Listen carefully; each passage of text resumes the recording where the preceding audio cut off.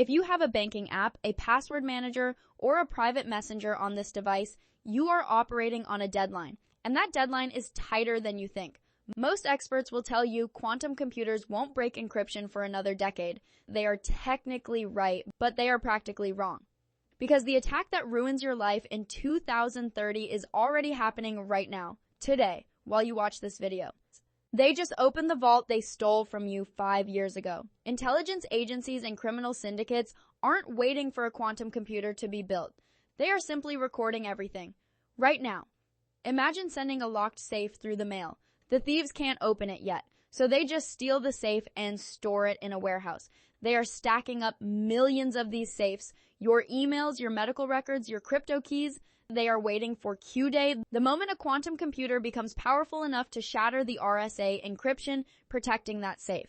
Once that happens, maybe in 2027, maybe in 2030, they don't need to hack you. So when I say delete this app, I'm talking about any application that relies solely on legacy encryption without a post-quantum roadmap. Specifically, we need to look at two categories, your VPN and your messenger.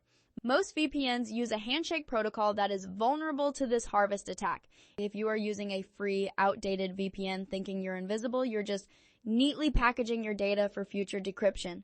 And your messages, if you are still using standard SMS or even older encryption protocols, that history is permanent. If you discuss business secrets, health issues, or financial passwords in those chats, assume that conversation is already sitting on a server somewhere, waiting to be read. So, how do you survive the harvest? You need to switch to apps using PQC, post-quantum cryptography. This isn't sci-fi, it's software updates. Good news, some giants are moving fast. Signal recently upgraded their protocol to be quantum resistant. Apple pushed an update called PQ3 for iMessage. These create a layer of protection that even a future quantum computer will struggle to break.